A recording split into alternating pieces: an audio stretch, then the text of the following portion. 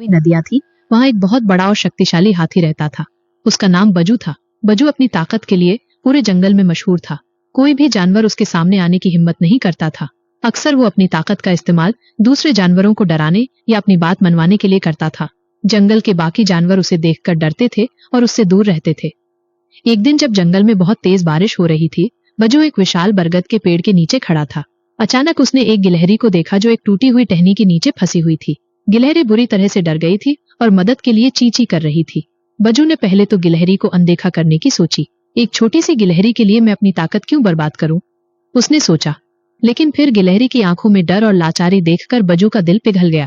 उसने सोचा, मेरी ताकत सिर्फ दूसरों को डराने के लिए नहीं है, बल्कि उनकी मदद करने के लिए भी है। बजू धीरे से गिलहरी के पास गया और अपनी सूंड का इस्तेमाल करके उस भारी टहनी को धीरे से उठा दिया। गिलहरी तुरंत वहां से निकलकर एक पेड़ पर चढ़ गई। उसने अपनी छोटी सी आवाज में बजू को धन्यवाद दिया। बजू ने गिलहरी को मुस्कुराते हुए देखा और पहली बार उसे महसूस हुआ कि असली ताकत सिर्फ शारीरिक शक्ति में नहीं होती, बल्कि दया और करुणा में भी होती है। उस दिन के बाद बजू एक शक्तिशाली हाथी तो रहा, लेकिन उसने अपनी ताकत का इस्तेमाल सिर्फ दूसरों की मदद करने के लिए किया। इस कहानी से सीख। यह कहानी हमें सिखाती है कि सच्ची ताकत सिर्फ शारीरिक बल में नहीं होती, बल्कि दूसरों के प्रति दया और करुणा दिखाने में होती है। जब हम अपनी शक्ति का उपयोग दूसरों की मदद करने के लिए करते हैं, तो हम न सिर्फ खुद को बेहतर बनाते हैं, बल्कि दूसरों के जीवन में भी सकारात्मक बदलाव लाते हैं। हाथियों का एक झुंड रहता था। इस झुंड में एक जवान और बहादुर हाथी था, जिसका नाम था मोती। मोती बहुत ही शक्तिशाली था और अपने झुंड के सभी सदस्यों का ध्यान रखता था।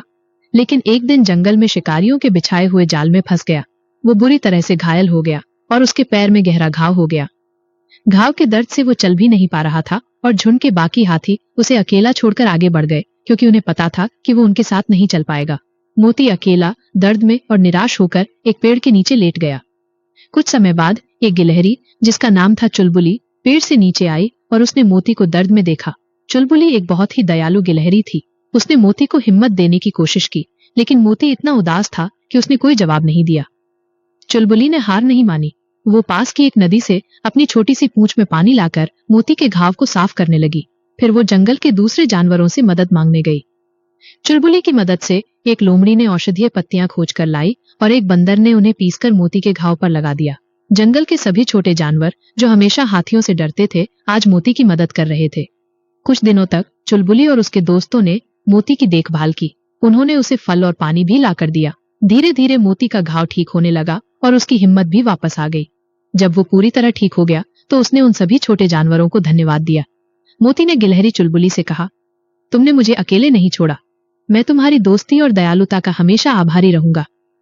इस कहानी से सीख।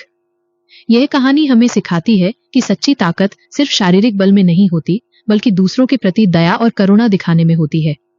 जब हम दूसरों की मदद करते हैं, तो हम न